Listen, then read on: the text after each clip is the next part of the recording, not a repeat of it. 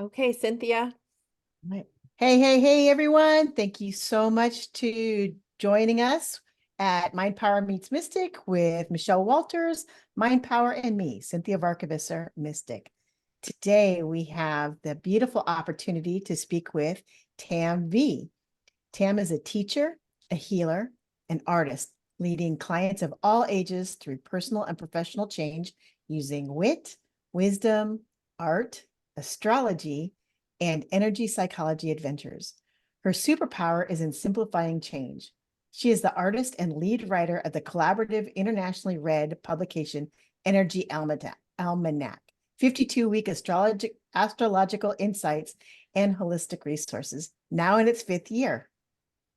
Tam has written a children's book, multiple ebooks, two self-help printed publications, as well as articles from Farmer's Almanac, Retail Insights, and Spirit of Change magazines.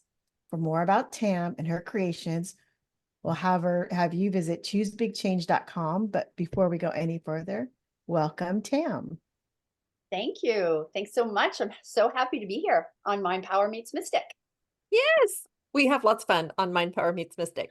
Well, Oh, I yeah. was very curious to meet you because we share a common book publisher. And Carolyn, my book publisher, has been saying, Tam is so cool. She has the coolest books. And what I think is really, I mean, there are a lot of things that are cool about you, but I think it's particularly cool how you have woven your art in with astrology. Mhm. How did you how did you come to do that? Well, I don't know. First of all, I want to start by saying I'm going to have Carolyn talk to my kids about how cool I am. I think they should know, when you have kids, right? Um, Mhm. Art and astrology. Well, they came together probably accidentally, or maybe like God would say synchronistically. I mean, I've been an artist my whole life. My parents would tell you that I've been able to draw since I was a little girl. And I've always maintained a very, very creative side. But astrology really tapped me on the shoulder in 2018, literally through a psychic reading where I thought to meet my friend and have a conversation about business. And I thought she was going to have me illustrate her children's book. But when I got there, she literally was saying to me, your business wants to talk to you. And I was like, what? First of all, I didn't know she was psychic. I didn't know she could channel. She had never told me, and we'd known each other for 8 or 10 years. So she proceeded to download all this information about how you're going to write a book about astrology and you're going to bring your art into this book. And here's me. No, I'm not. No, that's not for me. I was a transformational coach. I was, working with people's emotions and changing trauma. And she's like, nope, this is what you're going to do. You're going to write a book. Anyway, I cried like a baby, denied the whole thing. And maybe like, I would say 5 months later, the book was ready for publication under my own publishing umbrella at the time. And I launched my first book. And sure enough, like I had 13 pieces of art and a multitude of articles about astrology and what was going to happen in the year 2019. And that's how the whole journey of what became the Energy Almanac all these years later began. So every year is art married to astrology wisdom. Oh, I can't hear you. You're muted. You're muted.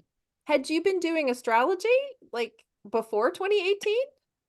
No, which is why I cried. No, I kept saying, no, that's not what I do. I can do art, I can do the coaching, but um, I had been interested in astrology like everybody else. You read your horoscope and then, oh, I'm a Virgo. And what does that mean? And everybody identifies with their sun sign, but I wasn't deep into astrology.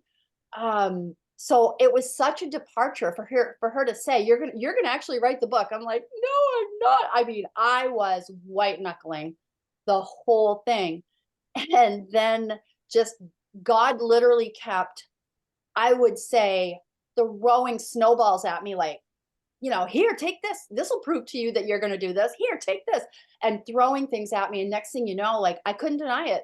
And I put together the first book in something like 8 weeks, had it ready to go. After sitting on my hands for 12 weeks, I got it ready and got it into publication. Okay, well, that's an excellent story in terms of telling somebody, like, something can't be done in a short period of time. Apparently it Yeah. can. Oh, I don't buy anybody who tells me, well, I can't, I don't have the time. I'm like, oh, you don't even have a clue. Yeah. As Yeah. a fellow Virgo, I don't really identify completely with the sun sign. I'm a slob. And I mean, I do like to sort socks, so that's the Virgo in me. But there are certain things that I just don't identify with. So astrology was beautiful to see all the other things that make me me, because I felt, wow, I'm an outcast in my family. Now I'm even an outcast in my sign. So thank you for that. The thing that I find really interesting is, so you get this reading and then you get all these synchronistic things and you decide to follow it. Sure, you sat on your hands for 12 weeks, but in those 8 weeks, can you remember how was your life energetically, synchronistically, in other aspects of your life? How did all that shake out? Well, so at the time that I ended up having this accidental psychic reading, I had been literally praying to God, literally hands and knees in prayer. Like, I love my coaching thing. Thank you, God. And I'm an artist, I'm a creative. Like, please help me figure out, how do I weave creativity into my everyday? Right. So that's where I was coming from. And then I landed in this accidental reading. And here's the big idea that you're going to bring to the world. Um, and then when the process came, when it came time to do it and I had to sit on my hands, I remember I went to an astrologer as soon as I had the reading. I'm like, what's going on? I didn't realize it at the time because I knew so little about astrology. We were in a retrograde. We were in a long retrograde, which means you have to internalize, you have to think about, you have to assimilate information. She didn't even say those words to me. We are in a retrograde. Now's not the time. What she said to me would be, it'd be really good if you do a lot of powerful thinking about this. And so that's all I did. I literally wrote, I kept it. I have a file folder. It's at least a half an inch thick of every idea I came up with after this idea was given to me. So I followed the actual astrology as the astrologer gave it to me, and then implemented it when the planets started stationing direct and the energy came forward. It kind of propelled the whole project and it gained momentum, and bang, bang, bang, bang, bang, bang. Next thing you know, I'm in print. And that's how it happened. I followed the astrology. And really quickly, Cinthia, just to talk about not identifying with your sun sign, that happens a lot. I have a lot of family members who I go, oh, you are not that sun sign, but it's their rising sign that they identify with, and it makes more sense. I'm the same way. I have a lot of Virgoism, and I mean a lot, but most people would never say, oh, you're a Virgo. They'd say, oh, you're a Sagittarian. You're kind of high energy, you're vivacious, you're fun, you're optimistic, you're adventuresome. Like, the rising is the mask you wear is your rising sign. It's how other people see you. So whatever your rising sign is, Cinthia, that's probably what you're more identifying with. Scorpio. Oh, mystical. No wonder. Yeah, love it. As soon as I found out about that, I was very, very happy. Perfect. So tell our listeners a little bit about the almanac you've created, about what's in this great book. Oh, everything. I love it. I love every chance that I can to talk about the Energy Almanac. When this whole thing like first came around in 2018, this whole idea, and I'm like, how am I going to make this an actual book? Because, it's just astrology. And somebody, I don't even remember who it was, said, well, what are the shoulder industries for astrology? If the head of the beast is astrology, what's the shoulder? So I'm like, oh, gemstones, essential oils. Oh, that could be yoga or tea drinkers. It's people who love nature. It's all these holistic other things, alternative other things that would also be interested in astrology. So I started reaching out to people who do aromatherapy or essential oil. gemstones and crystals. I've had yoga people write for me. This year I have laughter articles. We've done herbs and plants, you name it. If it's a holistic resource, each year I kind of change out what are the resources. The staples, though, are gemstones and essential oils because people love them. And numerology, that's the other one, because numerology really resonates very well with astrology. So we also put that in there.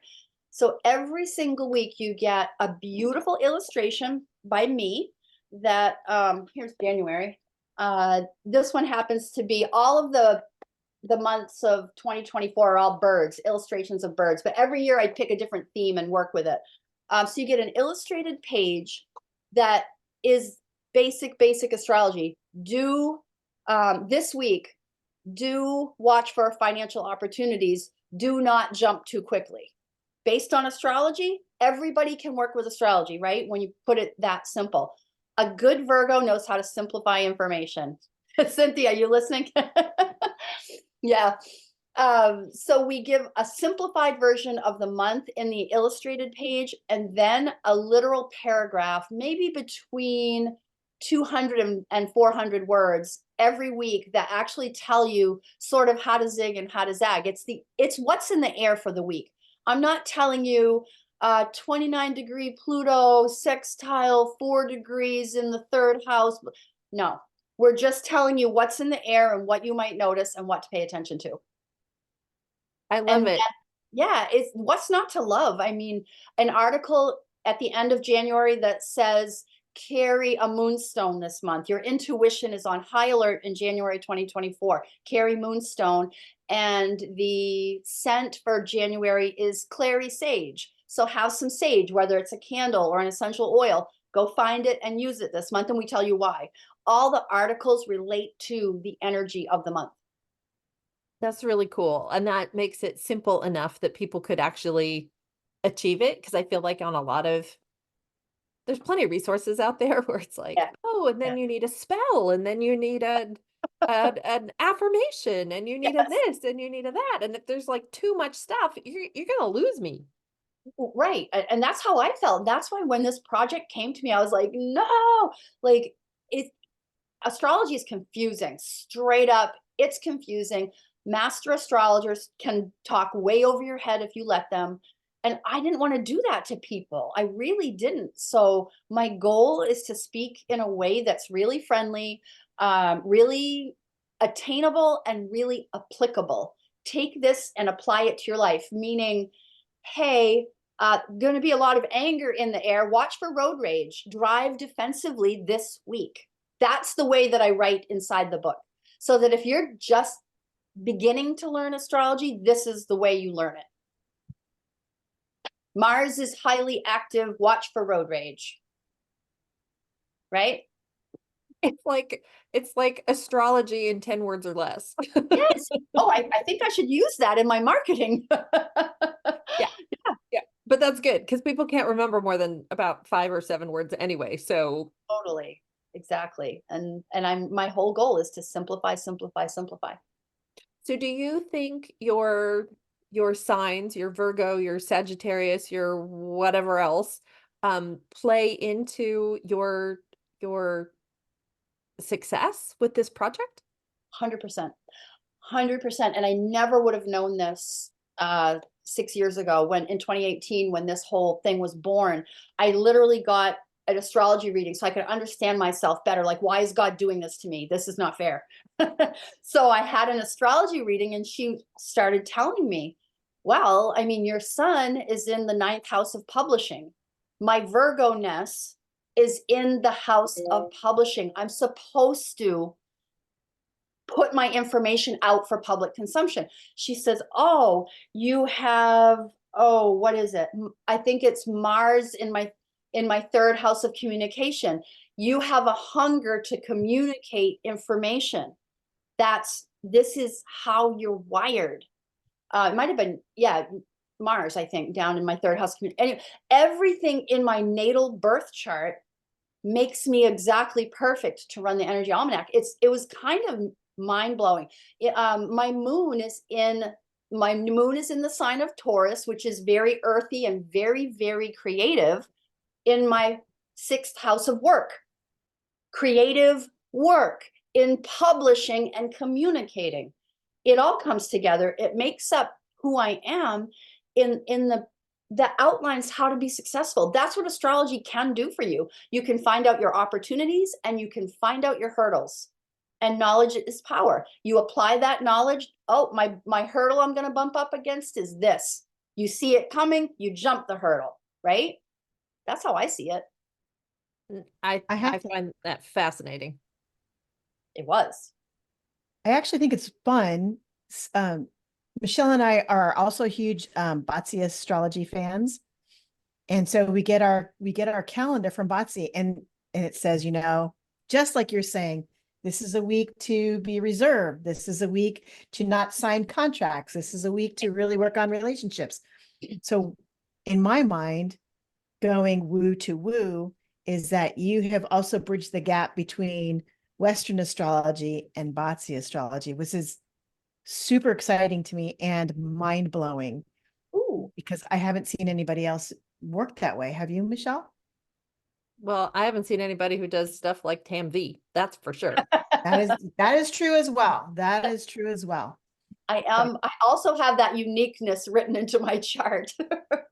Batsy astrology, I've never heard that term before. I don't even know what that is. I'm going to be real honest with you. I don't know what that That's is. Chinese astrology. So Okay. Bazi stands for, I think it stands for 8 characters, because there's 8 characters in Chinese astrology. Okay. And it goes beyond the year Mhm. and the animals. It goes into the elements, month, day, hour. Okay, interesting. I'll have to look at that. Well, it's Oh, nice. yeah. I'm kind of bridging the gap. That's amazing. And I love that you're bridging the gap without knowing that you bridged the gap. I know, right? Right. Yay. Yeah. No, that's Yeah. fantastic. Ticking all the boxes. It's probably a good time to remind our listeners that they are listening to Mind Power Meets Mystic with me, Michelle Walters, and my co-host, Cinthia Varkevisser. We are speaking to Tam V, aka Tam Vielleux. Um, Very nice French name there. Tam is many, many things, but we are mostly talking about her astrology, her graphic design, and her book today. So, Tam, Mhm. I want to ask you a little bit more about this. You walked into a conversation with your friend that turned out to be a psychic reading. Yeah. Tell us a little bit more about how you've known this person for years and years, and you didn't see this coming, and kind of what that shift was all about, what that was like. That was hilarious. I had known her in a professional manner for a long time. She was my chiropractor. And I should have known a person who puts her hands on your body and adjusts things. They're intuitive. I don't know why I didn't. She had never ever like came out and said, "Hey, I channel." I went to her office. Literally, she had talked to me a few months earlier. She had a children's book, and I would illustrate it. So when she invited me to the office, it could be that her intention was, I really am going to talk to you. We never got to her book ever. I took 9 pages of notes in 90 minutes, and I cried. I cried for the full 90 minutes, literally denying it and asking questions, and more information was coming. And she just kept saying, it's all going to come together. It's all going to come together. Just hang in there. And I really am an optimist, and I really am a believer. So I guess some piece of me ran with what she was telling. Some piece of me believed it, because I ended up, getting an astrology reading. I ended up sitting on it and crying about it for 12 weeks. And then literally God was connecting all the dots in the most miraculous ways, telling me, this is your baby. This baby is and those miracles were crazy. And my husband was active in identifying, like, those moments, psychic shock moments. Like, there's no way that could have happened if it wasn't just for you, Tam.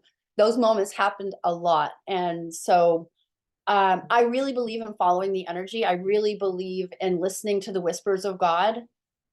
And I did. And here I am still, last week I spent writing book number 7 for 2025. I do get a little, I do get really lost in time. I don't know if I'm referring to the 2024 timeline, 2025 timeline, or heaven forbid we have a memory. Time travel is a thing. I totally agree. I love how you have all these different aspects of you coming into one place, right? So in this beautiful confluence, there was a flip switch, right? In which you said, "This is it. I'm here and I'm doing it." Can you talk a little bit more about that? And can you give us some beautiful stories about the people that you've served that also had these amazing flip switches? Oh boy. So my switch, really happened. So I'm just gonna tell you the three like big ones that were like, okay, I can't deny this. The first one happened on the way home from that important meeting with the psychic. I was driving home, and it's about a 30-minute ride, and I was getting close to home, and I was still wiping tears from my face, all the drama, and I was pulling up. I had this big intersection. I live in a rural area. There's a great big intersection that's all farm fields. So it's wide open. And I'd only been living in this area for maybe 6 or 7 months. And this time I pulled up and I had the shocked face, and I pulled my car over and started bawling because I remember how many times since I'd lived at this place that I had looked at the sky at the night, driving at night, all these stars, and I'd say, wow, that big sky. And she had said to me, it's called like big sky or something. She had told me big sky, and big sky was in my consciousness. So, okay, like there's one, but I kind of ignored that. I'm like, okay, that was just like a little thing. So it was getting to be summertime. It was like late June. Hubby and I decided to go to Cape Cod for a vacation, and I'm still crying. We're going for a walk in Cape Cod along the boardwalk, and there's all these beautiful little quaint houses in Cape Cod. And I'm crying, telling him I don't know how I'm going to do this thing. And he taps my shoulder and he says, "Look over there." And I turn my head, and we're walking past a garage with a gigantic sign on the outside of it, and it literally said big sky. Well, that's not, I don't know what that's about. I just like, how am I going to do this thing? And we keep on walking, and he taps my shoulder again, and he goes, "Look." And this woman comes out of thin air. I don't know where she came from, walked right in front of me, and she was wearing like a tank top with spaghetti straps, the back of her shoulder, a moon, a star, and big sky. Well, that was it. That was the final one that I said, I can't even say no to God anymore on this topic. Like now I have to just cry about how to do it, how to figure it out. Yeah, the signs were there. The signs were there, and there was just no denying them anymore. And I'm always, God knows, I'm wide open to these kinds of revelations and messages. And it kind of sometimes has to be super obvious for a person to get it. And those were that. But as far as like my readers, this has been the reason I still write the book. That first year, I sold 420 books. Big whoop. Who needs to sell 420 books for all the effort I had put into it and all the money I had put into it and all that stuff? But after that first year, when I was thinking about, do I do this again or not? Because it was a lot of effort. The very first client that I made a difference to, she was a woman who came up to me clutching my book from the previous year to her chest like this, her arms. She was probably 70 or 75 years old, and she was clutching it, and she was crying. Not a little, she was crying. And she said to me, "This book brings me hope. This book I read every week. I feel hopeful. I don't feel alone in the world anymore. Everybody is feeling what I'm feeling." That was the first time that I went, oh, I am making a difference. The book is felt by people, right? So that was great. And then what happened was I started getting emails regularly, private text messages with, how did you know? Or you said exactly what I needed to hear. I have one young lady, I think she's in her late 30s at this point. She came up to me in the second year and she said, your book saved my life. Huh? What? How? She's like, I was going through a divorce, but every time I was taking a dip, your book would tell me it's not just that I'm taking a dip, it's everybody's taking a dip, And then you would tell me, hang in there for 2 more weeks and then it's going to get better. And it would always get better. And so I was able to somehow help her journey through divorce. And now she's remarried and she still loves the almanac. And it's stories like that where people tell me I zigged instead of zagged because you suggested it, or not, I wrote it, the energy suggested it. And so, Cinthia, to answer your question, that's why I keep doing the book, because people keep having these changes. And the writers who contribute and collaborate inside of my book, they're having private conversations so inside the book, I probably should say this, there's a bonus link. When you read the book, we have a QR code. You go to that code and you get to a private web page where you can get freebies, discount codes, readings, you name it. There's a whole bunch. There's like 10 or 12 different things for free. Now they're forming relationships and they're healing. We have one woman who does AI health diagnostics. Go get a reading for a discount. And people do, and now their health are changing, right? It's crazy. The relationships that have been formed and made and the changes that people are going through, it's hard to walk away from a project that is rippling out into the universe as such. It's absolutely fantastic. You have such a fascinating story to me. I showed up for an appointment that was supposed to be something else and it turned into this. And then I kept seeing the signs and then I made the book. And Yep. then people started getting back to me and new relationships were formed and all of this. It's definitely a great example of, sort of you throw the pebble in the still pond and how many waves ripple out as a result, right? Exactly. And I will say, maybe it's the Sag rising in me. I don't know. I really do. I've always had what I felt is a big mission on the planet. I've always thought I could touch a lot of people. I don't know why some of us think that, but I've felt that way. And I always say, I have a small goal of 1 million people. If I could just reach 1 million people in my lifetime, right? And then start to think about the number of readers we have now compared to the 400 that I first had, and how many people they tell about the astrology. It's not that I have to communicate with 1 million people, but that my products, because I have a lot of different products out there, but my products reach people, my art reaches people. Everybody who sees this, they get to enjoy the vibes that I've put into it, right? Yeah, I've always felt like I've had a big purpose, and if I'm fulfilling it, I'm very, very pleased. And that doesn't come from a place of ego. It's not that. God and I are having conversations regularly, and I just have to show up and do my part. Absolutely beautiful. So, Tam, just before we got on our recording, you showed us this really cool chart.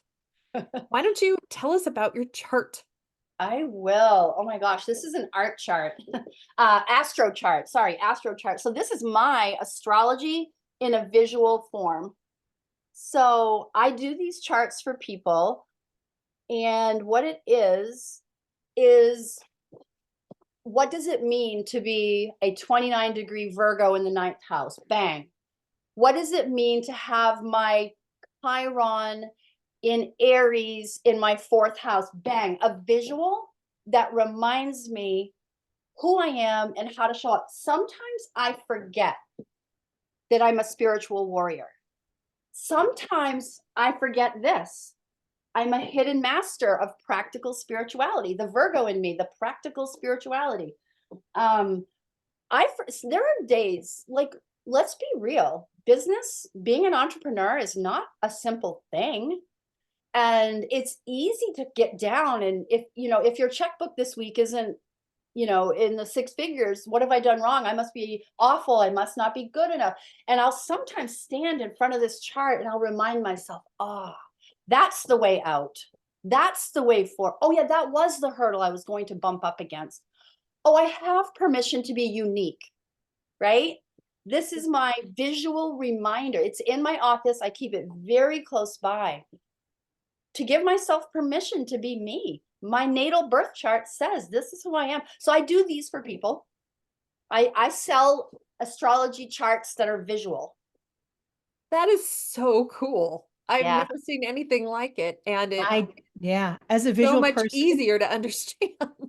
It is. so digging it.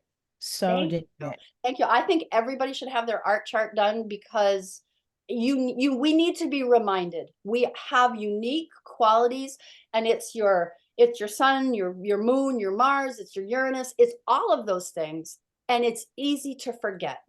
We're not broken, we're just having our human experience, and that seeing it and leaning in, it's everything. It has saved my bacon more than once.